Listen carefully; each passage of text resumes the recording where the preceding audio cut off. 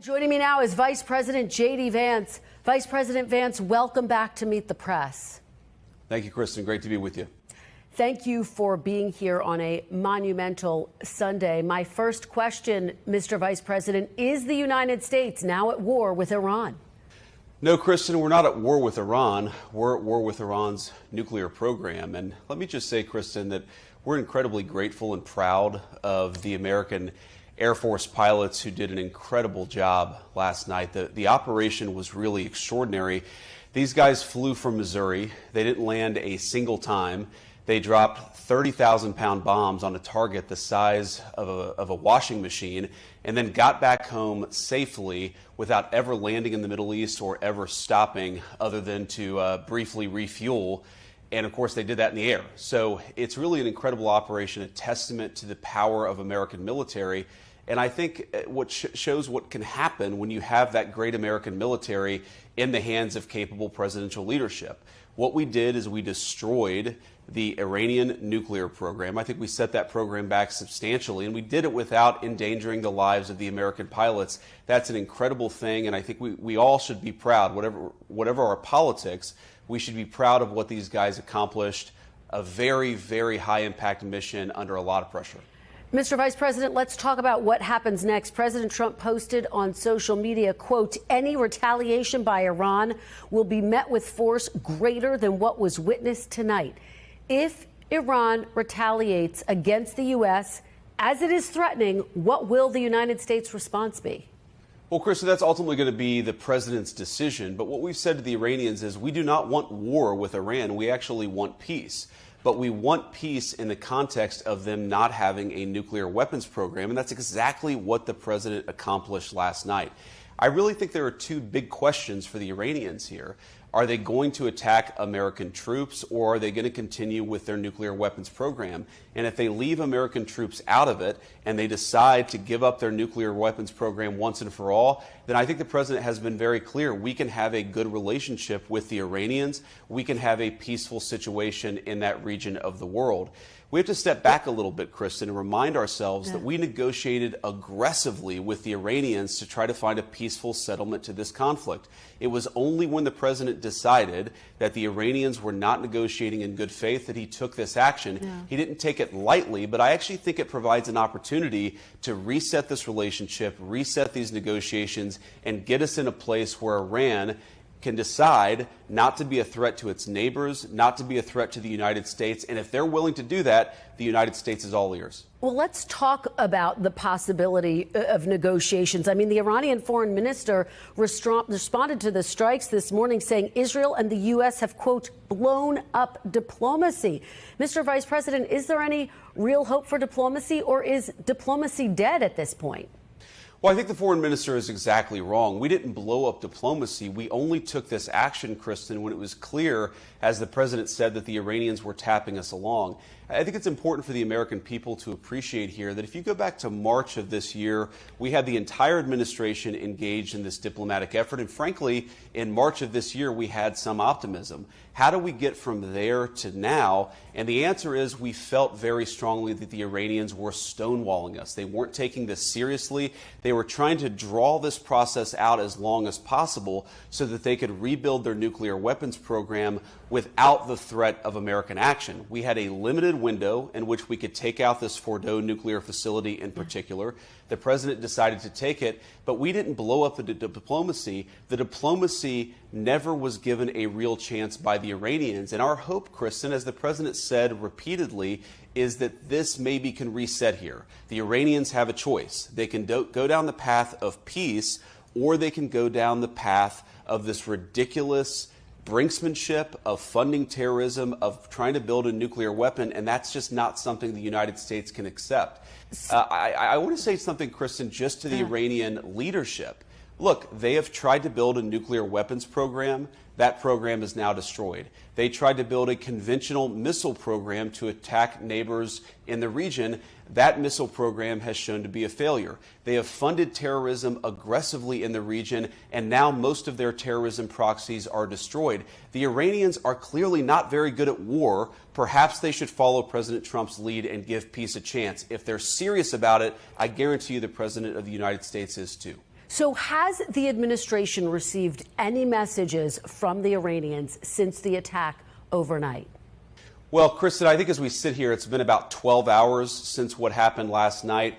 We have received some indirect messages from the Iranians, and it's possible, of course, that some of my colleagues in the administration received something early this morning, and I haven't heard about it.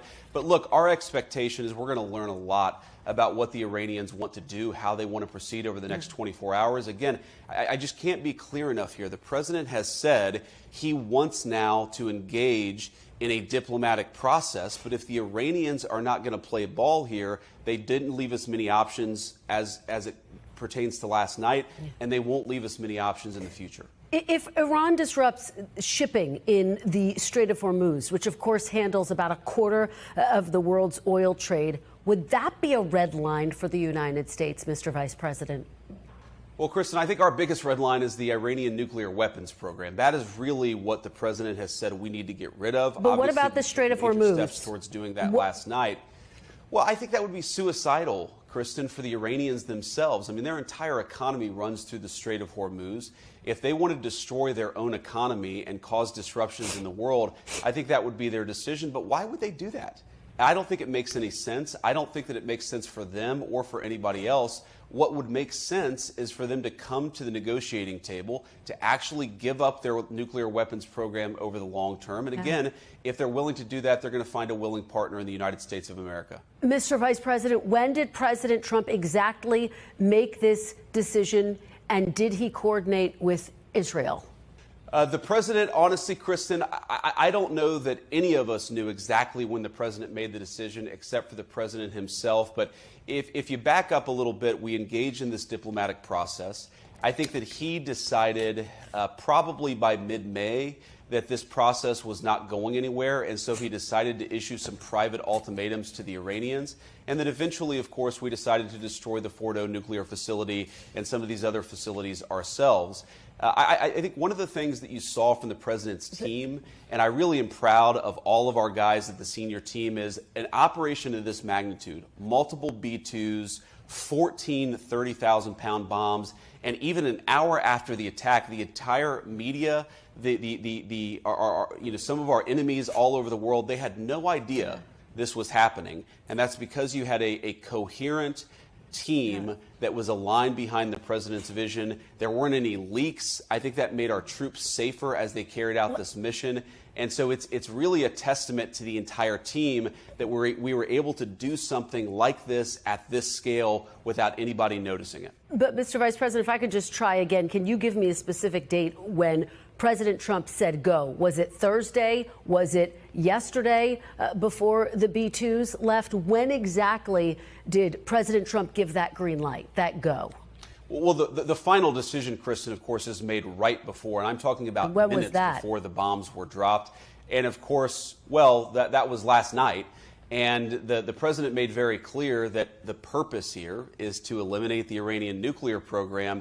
So I think that he himself, over time, decided this was necessary. But of course, he had the ability to call off this attack until the very last minute. He obviously decided to proceed. And I think that we did great things for the American people because of it.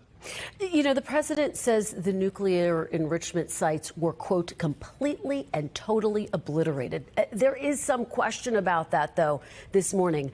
Do you have 100% confidence that Iran's nuclear sites were totally destroyed?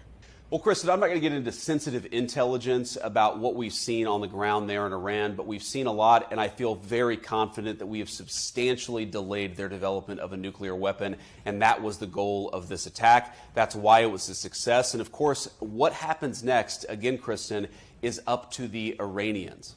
Substantially delayed by years?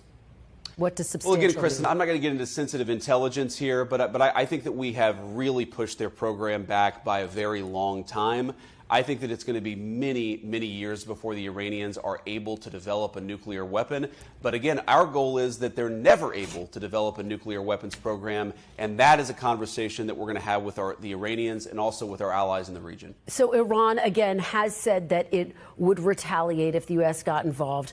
There are some 40,000 American troops in the Middle East. The Pentagon is on high alert. Is the U.S. bracing for Iran to target American troops in the region? We're, of course, Kristen, doing everything that we can to keep our people safe. I think that we're prepared in the event that the Iranians do retaliate. But my message to the Iranians is it would be the stupidest thing in the world if they did. If you look at what happened last night, we had an incredibly targeted, precise, surgical strike on the nuclear facilities that are the target of the American operation. Our national interest is for Iran to not get a nuclear weapon.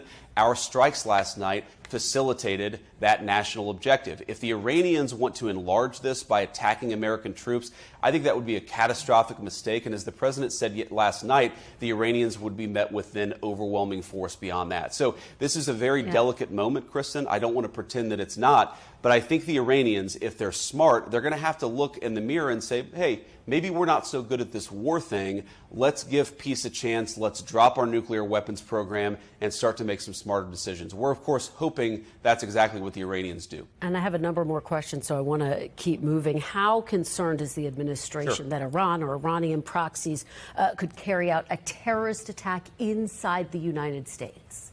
Well, unfortunately, Kristen, we know that a lot of people who we don't have full accounting of were let in over the last 4 years under the Biden administration. We know that some of those people were on terrorism watch lists. We feel very confident in our FBI and law enforcement that we're on top of this situation. But yeah, we're looking at this very closely. We're doing everything that we can to keep our people safe. And this is one of the reasons why border security is national security, is if you let a bunch of crazy people into your country, those crazy people can eventually take action. We're going to do everything that we can to make sure that doesn't happen and to keep Americans safe. Mr. Vice President, can you rule out that getting involved in this conflict won't eventually lead to U.S. boots on the ground?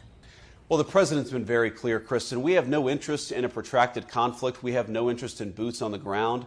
The president has actually been one of the fiercest critics of 25 years of failed foreign policy in the Middle East, which is why he did what he did. A very precise, a very surgical strike tailored to an American national interest. And that national interest is Iran cannot have a nuclear weapon. It would be a disaster for us and for our allies in the region. So I don't fear that this is going to become a protracted conflict, because I think that we have a president who knows what's in America's interests and is willing to do the things necessary to accomplish that interest. As you know, after an Iranian missile struck a hospital in Israel this week, Israel's defense minister said the Ayatollah, quote, can no longer be allowed to exist. Does the United States support Israel killing Iran's leader? Well, look, that's up to the Israelis, but our view has been very clear that we don't want a regime change. We do not want to protract this or build this out any more than it's already been built out. We want to end their nuclear program, and then we want to talk to the Iranians about a long-term settlement here. We believe very strongly that there are two pathways. There's a pathway where Iran continues to fund terrorism, continues to try to build a nuclear program, attacks American troops. That's the bad pathway for Iran, and it will be met with overwhelming force. There's another pathway on the table here. There's a pathway where Iran integrates itself into the international community, stops funding terrorism, and stops trying to pursue a nuclear weapon. This is a reset. This is an opportunity for the Iranians to take the smart path. We certainly hope that they will. Couple more questions, and we're almost out of time. Director of National Intelligence Tulsi Gabbard said in March that, quote, Iran is not building a nuclear weapon. Democratic Senator Mark Warner, the vice chair of the Intelligence Committee, said he was briefed on Monday that, quote, the intelligence hasn't changed. So why launch this strike now? Has the intelligence changed, Mr. Vice President? Well, a couple of things about that, Kristen. So what Tulsi said back in March is that Iran was producing highly enriched uranium that was only consistent with them wanting to build a nuclear weapon. There's, of course, an open question about whether they were weeks away, whether they were months away, but they were way too close to a nuclear weapon for the comfort of the President of the United States, which is why he took this action. Now, there's another element here, too, Kristen, which is that we had a narrow window of opportunity. We might not have been able to carry out this attack 6 months down the road. And so when you recognize, on the one hand, the Iranians are trying to get a nuclear weapon, and on the other hand, we have a narrow window in which we can set that program back a very long time, it would have been irresponsible, I think, for the president not to take the action that he did, which is why Fordo was destroyed last night. And just to be very clear, did the president say go based on U.S. intelligence or Israeli intelligence? Well, of course, we share intelligence with a lot of agencies, British, Israeli, and so forth, but it was our intelligence that motivated us to act. And I think on the intelligence, Kristen, the thing that I would really emphasize is the way in which the Iranians seem to be stonewalling us. That was not, by the way, our consensus back in March of this year. We saw the Iranians making some concessions. We thought the conversations were actually productive. Yeah. By mid-May, everybody in our intelligence community and the president's senior team looked at ourselves and said, the Iranians are not being serious. They're no longer making concessions. They're no longer actually responding to some of the offers that we're making. If you believe, as we did, that the Iranians are rushing towards a nuclear weapons program while simultaneously refusing to negotiate, how could we do anything but take serious action against this program? Do you and President Trump trust the U.S. intelligence community and its assessments? Oh, of course we trust our intelligence community, but we also trust our instincts. And most importantly, we trust what the intelligence was telling us about the Iranians stonewalling the negotiation. I think that is really the hidden story here, and something the media has got to report a little bit more here, is that the Iranians stopped negotiating in good faith. That was the real catalyst, I think, to what the president ultimately decided to do. If we were having a productive negotiation, I think that this could have gone in a much different pathway. Unfortunately, the Iranians decided to stonewall us, and we saw the consequences of that last night. Mr. Vice President, very quickly, as you know, this is dividing lawmakers on Capitol Hill. Many Republicans supportive, but Congressman Thomas Massie saying this was unconstitutional. Congresswoman Alexandria Ocasio-Cortez saying it's grounds for impeachment, saying the president should have gotten congressional approval first. What do you say to members of Congress who say it was unconstitutional for the president to act unilaterally? Well, I'd say two things, Kristen, and this is very important. First of all, the president has clear authority to act to prevent the proliferation of weapons of mass destruction, and the worst weapon of mass destruction of them all is nuclear. The idea that this was outside of presidential authority, I think any real serious legal person would tell you that's not true. And the second thing is, Kristen, I certainly empathize with Americans who are exhausted after 25 years of foreign entanglements in the Middle East. I understand the concern, but the difference is that back then we had dumb presidents, and now we have a president who actually knows how to accomplish America's national security objectives. So this is not going to be some long, drawn-out thing. We've got in, we've done the job of setting their nuclear program back. We're going to now work to permanently dismantle that nuclear program over the coming years, and that is what the president has set out to do. Simple principle. Iran can't have a nuclear weapon. That has animated American policy over the past 130 days. It's going to continue to be a driving force of our policy in the Middle East for the next 3.5 years. Vice President J.D. Vance, thank you for joining us on a pivotal day. We hope you will come back very soon. Thanks, Kristen. Good morning.